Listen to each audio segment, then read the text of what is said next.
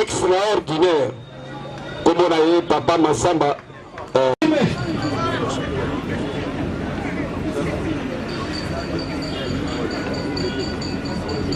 Maman de papa, ils allaient concentrer et réaliser présence en Zambé. Voilà, papa.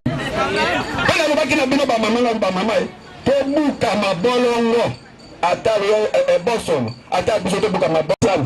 Njambe wana alobi matone kufaka ta soto tali mokanda Esaïe 59 verset 1 à 3. Avant le bas ça rola. Ezali bama de ba mokili ba pinga na likolo na se. Mokolo pe mabo moinde yo. Moko akokani na yo te papa.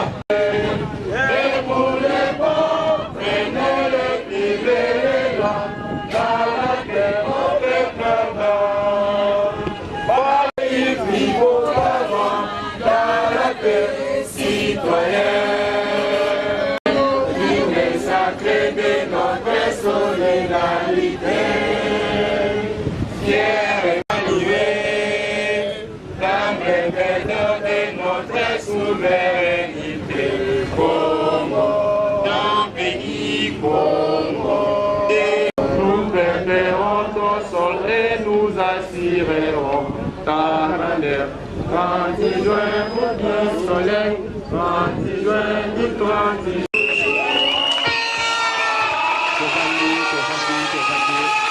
Merci beaucoup.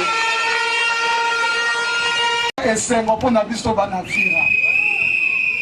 To souffrir mingi, baye ko pepa mingi, baye ko tonga mingi, mais ya tout hoyo, ton monate. Atako bango mona msamwa bazoleka bazomona bazokamwa pona nini bato ya boye bosalela bange loko ya boye ifale bosalela bato ya solo mawa mingi pona bango bayebi nzambe te moto ayebi nzambe oyo aza na bolingo ya bato po ayebi moto nde aye kosunga biso na journée ya lelo tokopesa ye nini biso toza na eloko te me nzambo ya biso akopesa ye oyo azoluka azoluka akozwa na kombo na Nzambe à travers yango wana na journée ya lelo bandeko tosepela toyemba toseka ebele mpe bakufa likolo ya bamikrobe awa ndeko na biso asali biso boye tokotika ye ndenge nini tokoki kotika ye te ata motema mabe yango ekosalema te oyo yazoluka akozwa topesa ye na maboko ya Nzambe akende liboso un jour Nzambe akokanisa mpe akozondela biso awa akozalaka na biso ntango nyonso awa na yango bandeko na ngai naza mibele ya koloba te napesi na maboko ya Nzambe Nzambe akamba ye noyo ye azoluka na moi ya lelo ezala makasi mpo na ye te me azwa yango na bopete na kombo na biso na oyo ye asali mpo na biso Nzambe akoyokela ye mawa mpe akosunga ye naza na mingi ya koloba te na suki wana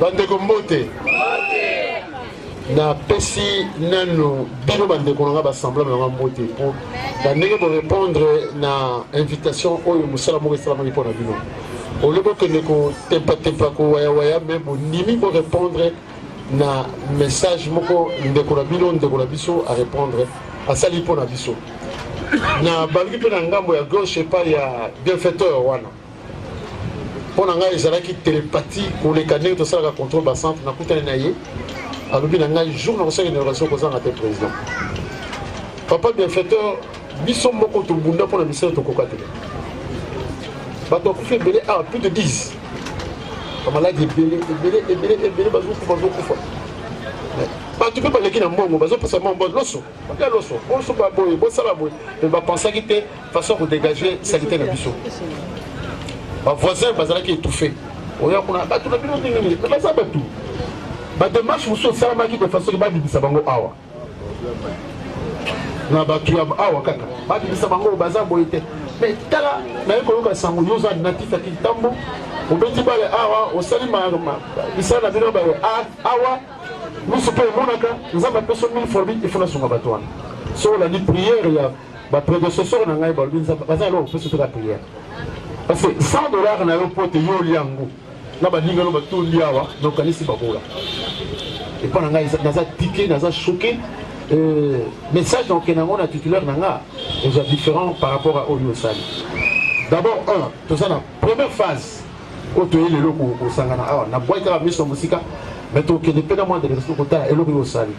Vraiment Oyo kwesi wana okwesi na balabala te. Papa, yoka le samba babola. On le voit dans la journée qui est là parce que nous avons le mais tout le temps on dégage les animaux.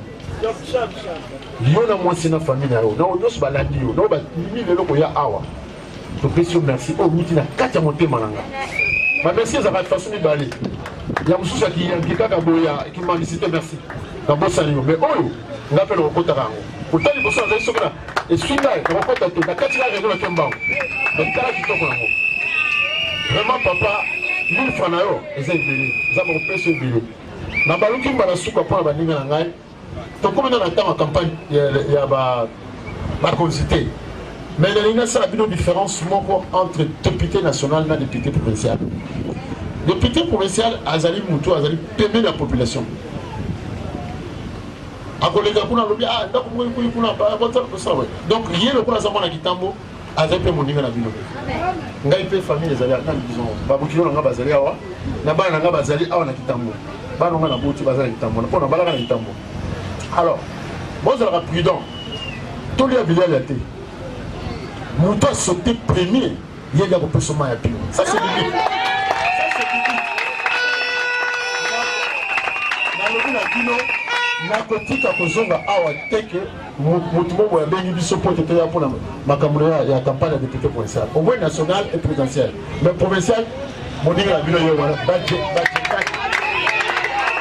abiatu na bino yango mais simba ye kotala ye bozango sérieux Vous en sérieux, merci beaucoup.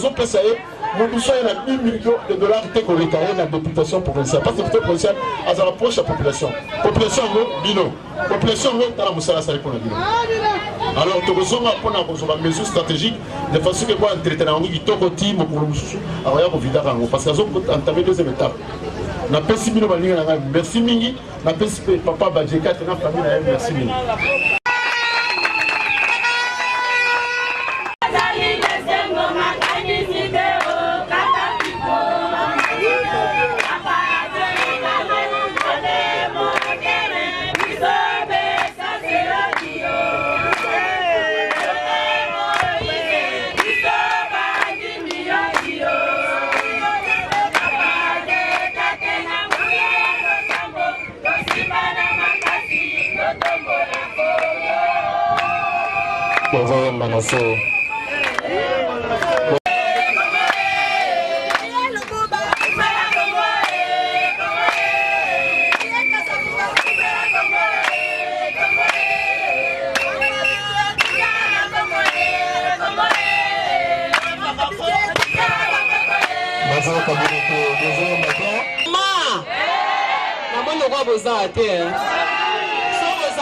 manifester dans les Seigneur. Papa Pico, tango, ya musala bache kata zali nese, makanisite o Papa Pico, lele papa bache kate, ome montere, iso besa se oyo, papa che kata wuya ya lo sambo, to simana makasi, to tombo la Congo.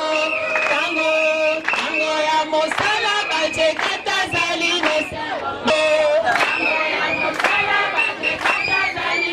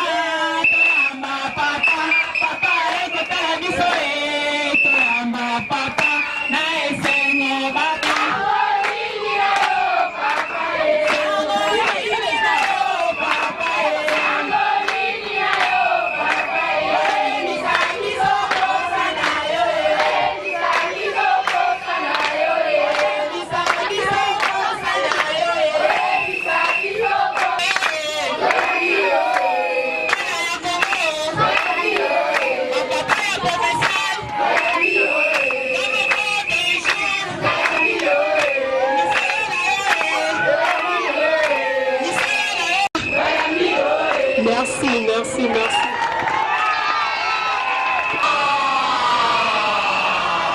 Papa, comme on m'a bêté, maman ya fira mbote. Maman ya fira mbote.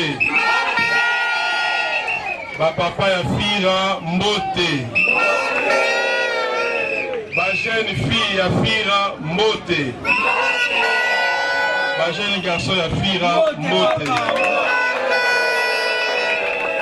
Ba maître ya Gitambo mbote. Merci beaucoup, monsieur le modérateur. pour la parole accordée, s'il vous plaît. Il y a Liboso, la popesa lokumu d'abord et pas ya Nzambe. Oyo asali ke tokutana alelo.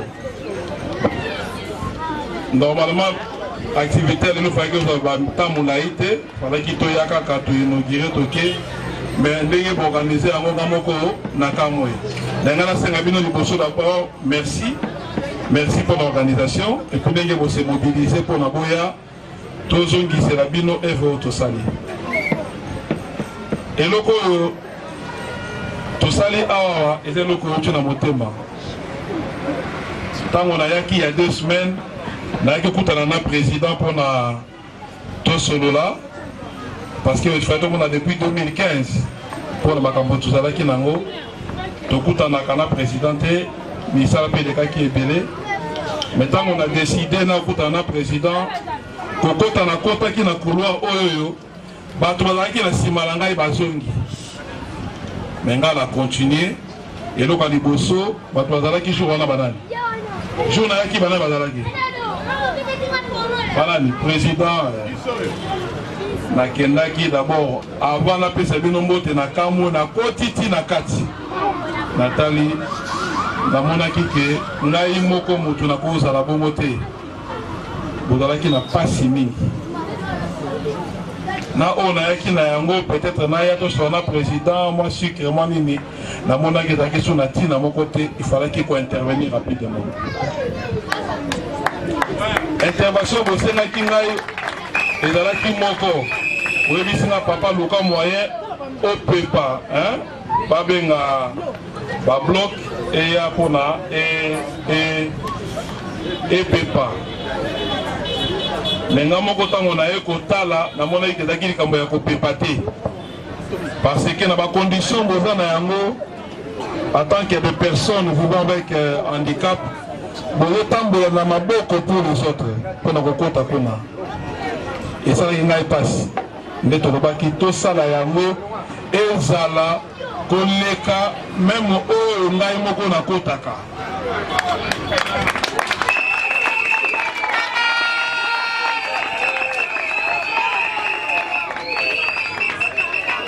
lelo tozo sepela to sali yango na ba moyen de bord au Bosali, au Damba Pessibiso. Mais eloko to sali, ngala ko resime on eloko moko ba maman. Kombo lango eza ko botelengi. Kombo eloko.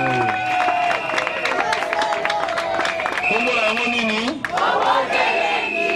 Bobota ki biso bana pamba te. Botangisa ki biso pamba. Boboma ki biso 9 mali bomu pamba. Bobatela ki ngai na zika moto te pamba. Tina bobatela ki ngai yango. Ezali ya bino moko. Nazali mwana oyo bino bomoni ngai ndenge na koli na kitambo awa na ye kozongisela bino kobota elengi na bino. Ngape nasengi bino merci. La compréhension parce que nous allons tout ça on a bino moko nde balozi sima bino moko nde to bolize no to sali makambo sawa eloko motuya awa ezali nini lelo awa to bongisi eza propre te to bongisi eza propre eloko motuya ezali ko batela yango to ko batela yango ndenge nini parce que eloko ngana zoka mwa bolimbisa ba kamera sawa ngai taye na ngesuki awa mais na enda moni salite likolo mire et comme kuna ndengeni on est en mutation wa tchango kuna comme couleur peinture au monique mobongisi biso moko mobebisi pikaka biso moko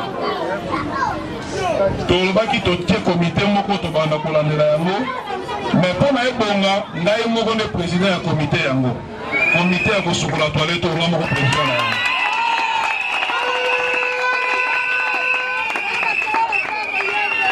Dans la seconde, le président est centre. D'ailleurs, il y a une inauguration qui est inaugurée pour tant pour Kende.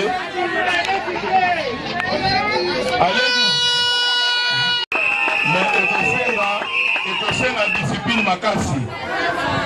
tosombi bakantine ezali wana totie bapompe bamai na kati. Cela veut dire soki okoti eloko ya motuye na eloko oyo kobwaka papier na kati te. Bomoni tochange batio ezalaki tine ekomaki wana parce que yo okei ozwi carton ozwi papier duplicateur osaleli obwaki na kati ozwi sachet obwaki na kati yango nde moto ezosalaka soki salite ekoti elekana te.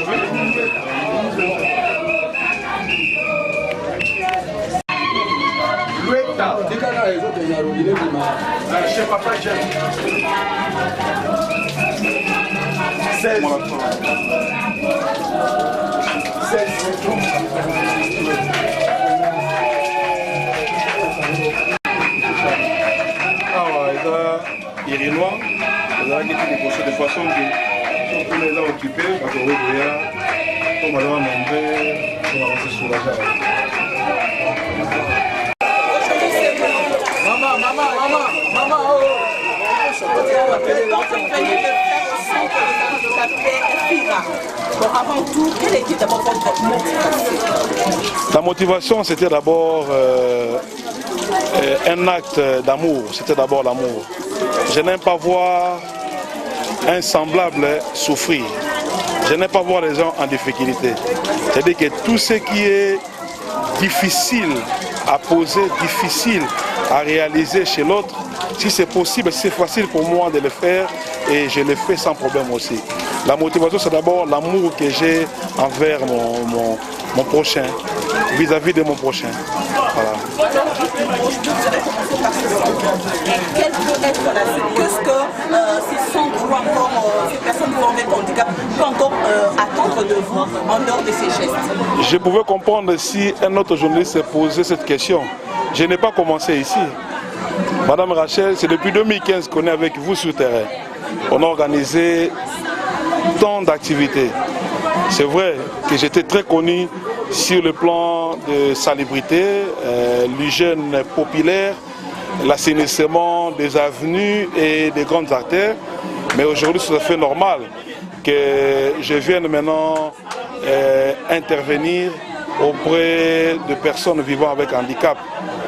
Donc c'est un peu ça. Nous avons des projets avec eux. Ça, ce n'est qu'une première phase. Ce n'est qu'une première phase parce qu'il y a pratiquement plus de 300 familles qui vivent ici. 300 familles, s'il vous plaît. Familles, vous attendez, papa, maman et les enfants.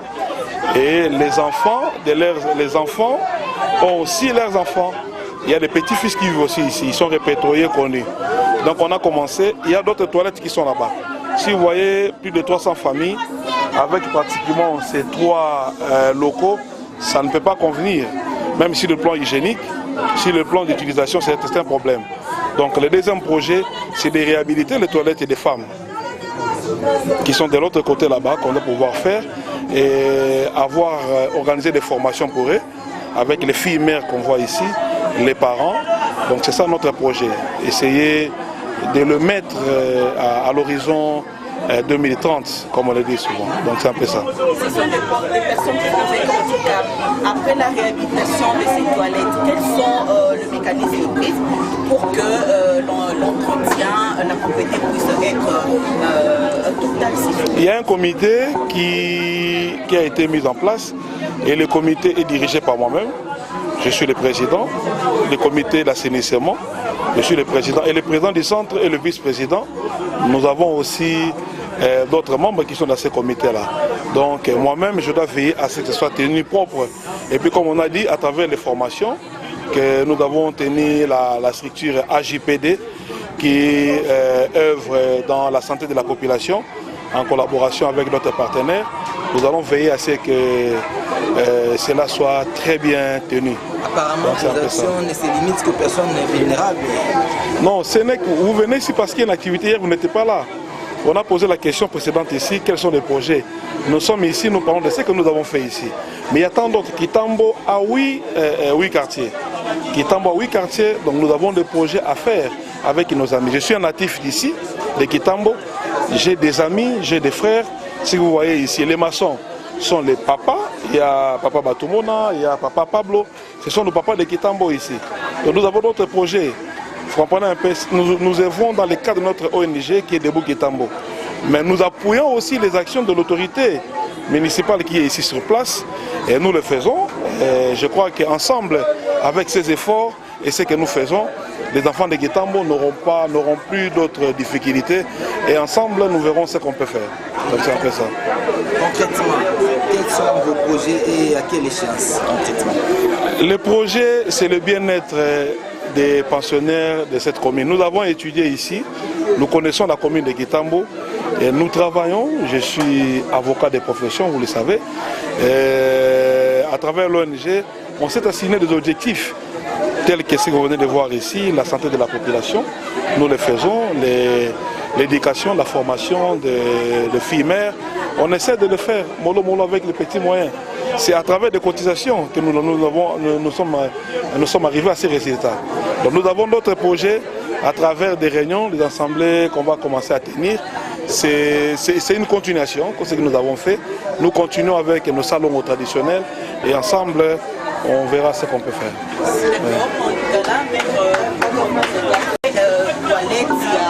Il y a centre des handicapés, alors il y a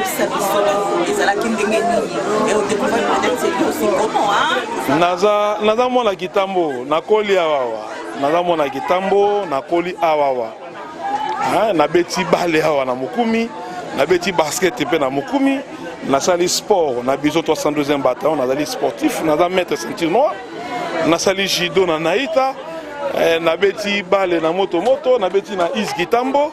Et c'est ça, nazali président, il y a ONG ya Munene, Debout Kitambo, où ils ont rassemblé Banagnoso ya Kitambo. Donc, na yebi Fira. D'ailleurs, quand Fira, comme on a un yakala, il a le centre Noguera.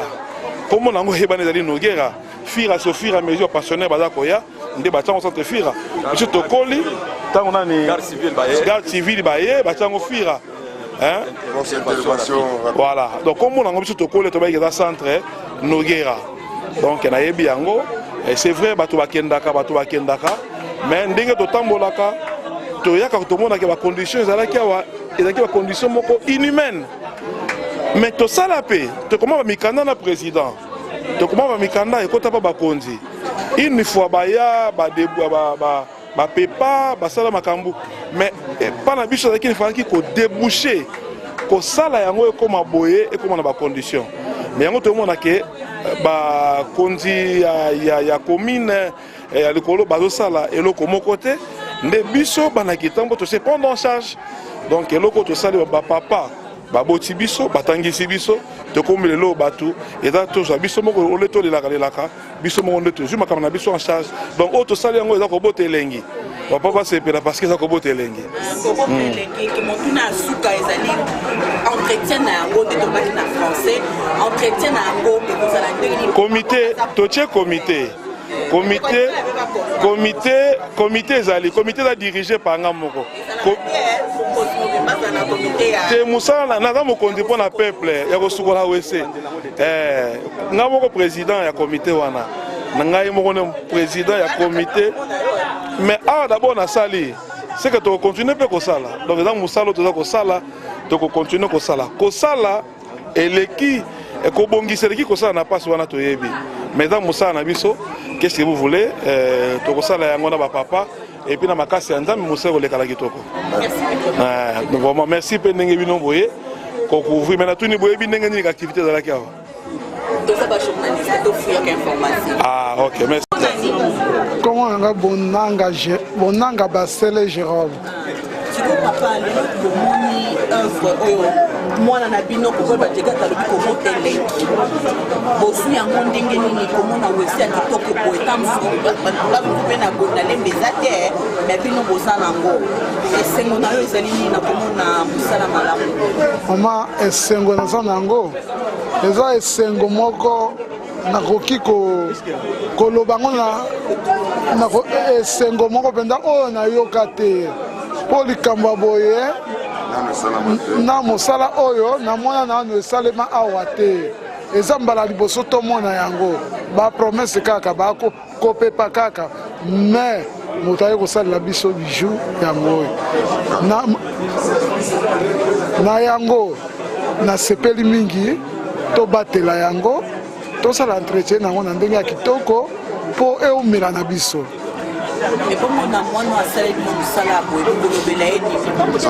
Oh maman, attends na lobite nzamba zomona ye fois que de musique o yazo luka akozwa o pe akoluka ka akozwa kaka po motaza kosunga babola bato bazangi aza molobeli ya nzambe soki nzambe atutaka ye te akoki kosala yango te nzambe nde atuti ye nde aye koluka biso mpe tokende koluka ye te ye mpe aluki biso te me nzambe nde atindi ye asala yango topesi ye na maboko ya nzambe.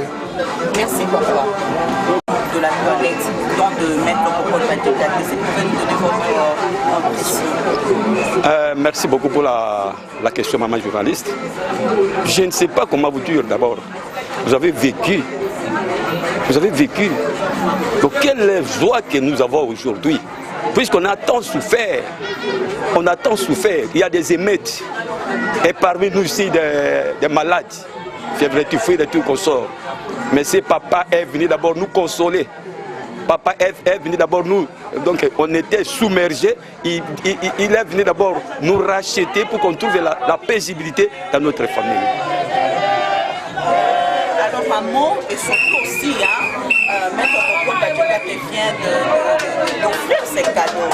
Alors quant à vous aussi, qu'est-ce que vous pouvez dire, qu'est-ce que vous pouvez, vous le bénéficiaire, un mot aussi peut-être d'encouragement, qu'il continue de faire, pas seulement dans ces sites, parce qu'il y a beaucoup de sites aussi. Maman, merci. Je dis, je répète encore une fois de plus. On dit que sans Dieu, rien ne peut se faire, avec Dieu, tout est possible. Nous avons toujours l'obligation de prier chaque fois pour notre futur candidat. Donc on n'a aucune chose pour lui donner. Mais nous allons prier toujours au Seigneur de lui donner la prospérité, de lui garder dans toutes les circonstances pareilles. Nous n'avons rien et nous allons prier toujours au Seigneur pour que la vie soit une vie très agréable pour lui. En fait. Le nom c'est Bayolo Jean Hibert, conseiller juridique du centre. Maman Bijou Koyemba, Maman Bijou Bisangano na sengo na yo na edoto na kasa motema na don oyo maître Popol Bachigata Sane Libino. Et c'est qu'on a ça en haut.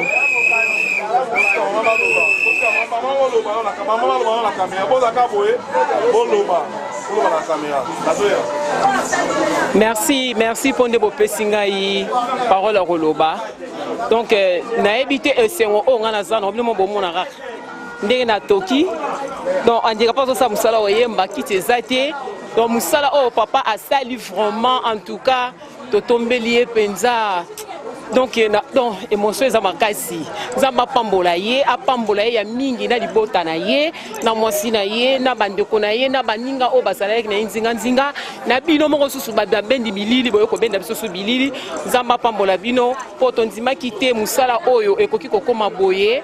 Donc non pas si citer ça déjà première partie atika na deuxième partie pour na biso basi ya biso basi peza kuna j'espère le quoi le biketo aussi sango lelo bazo kanga yango po bazo ndenge ni makoki ko banda musana biso en tout cas to wume na maladie ya microbe na banzoto bolanda santé to sana ngoti muto mona ka to le kananzela moi c'est kitoko munene ayebi o ezakatité mais muto sana maladie te metolobi karamno boyebi ba secret maman basala na donc Camille on l'obésati.